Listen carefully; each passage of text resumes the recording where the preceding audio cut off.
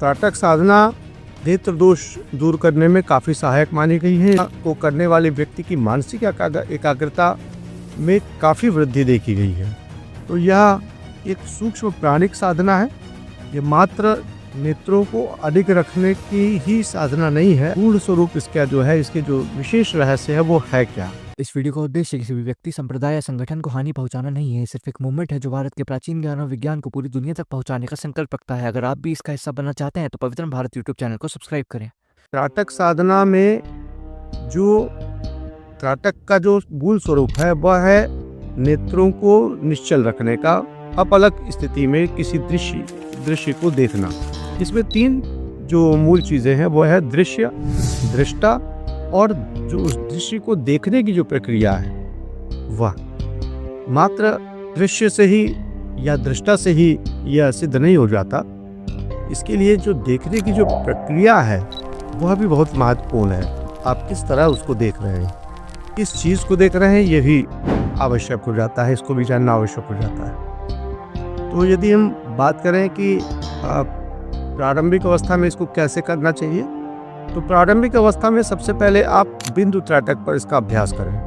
त्राटक के जो मूल कुछ भेद हैं उनमें है बिंदु त्राटक, ज्योति त्राटक, और इसके बाद मूर्ति त्राटक भी आप कर सकते हैं, शिवलिंग त्राटक कर सकते हैं, चंद्र त्राटक भी श्रेष्ठ माना गया है और सर्वश्रेष्ठ सूर्य त्राटक को माना गया है। लेकिन ये जो बात के जो त्राटक हैं इनका तो मेरा आपको दिशा निर्देश है वो ये है कि इसके लिए किसी योग्य गुरु के सानिध्य में ही इसको करें।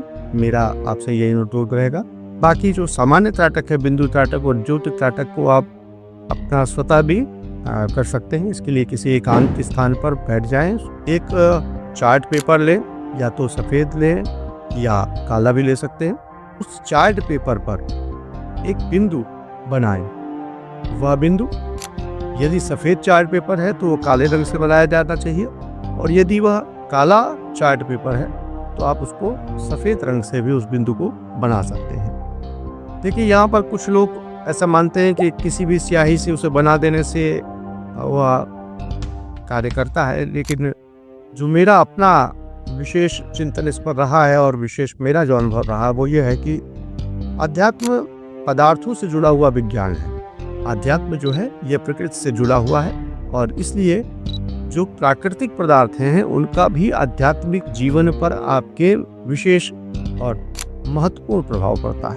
तो इस प्रकार यदि त्राटक को जो बिंदु हम बना रहे हैं वह यदि काला चार्ट पेपर यदि आपने लिया हुआ है तो उस पर आप बिंदु को यदि चूने से बनाते हैं, शुद्ध चूने से अगर आप उस बिंदु को बनाते हैं तो वह श्रेष्ठ होता है।